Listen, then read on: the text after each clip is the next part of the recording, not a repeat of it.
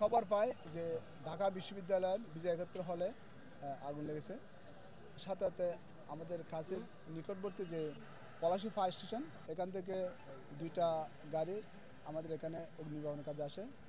যেহেতু ঢাকা বিশ্ববিদ্যালয় একটা ইম্পর্টেন্ট জায়গা, সেই হিসেবে আমাদের সিদ্দিকবাজার হেডকোয়ার্টার থেকে আরও 2টা গাড়ি ডিপ্লয় করা হয় এবং এসে দেখে আমরা যেখানে পিছনে যে গ্যাস সিলিন্ডার রান্নার কাজে ব্যবহার করা হয়, গ্যাস সিলিন্ডারে আগুন। সাথে আমরা দ্রুততার সহিত আগুনটা সম্পূর্ণ নির্বাপন করি 6টা 30 মিনিটের মধ্যে। এখানে একটা ইম্পর্টেন্ট বিষয় হলো যে গ্যাস লাইন, যে গ্যাসের সিলিন্ডারে পরিবর্তন করার সময় যেহেতু ওখানে কোনো একটা লিকেজ হওয়ার সম্ভাবনা থাকে, গ্যাস বের হওয়ার একটা ঝুঁকি থাকে, পাশাপাশি রান্না কাজ চলতেছিল, আগুনের সংস্পর্শ হওয়ার সাথে এখানে আগুনটা ধরে যায়। তো সেক্ষেত্রে আমাদের পরামর্শ হলে যখন আমরা যখন এটা যেন কানেকশন দেবো, সেক্ষেত্রে আসা যেন কোনো আগুনের সংস্পর্শ না আসে।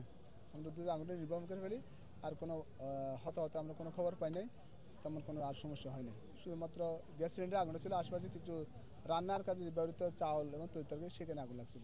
কোনো স্ট্রাকচার, কোনো ক্ষতি হয়নি। আপনার নাম? আমার নাম মোহাম্মদ এনামুল হক। আমি জোন কমান্ডার, ফায়ার সার্ভিস ও সিভিল ডিফেন্স, সদর জোন 1। ঠিক আছে, ধন্যবাদ।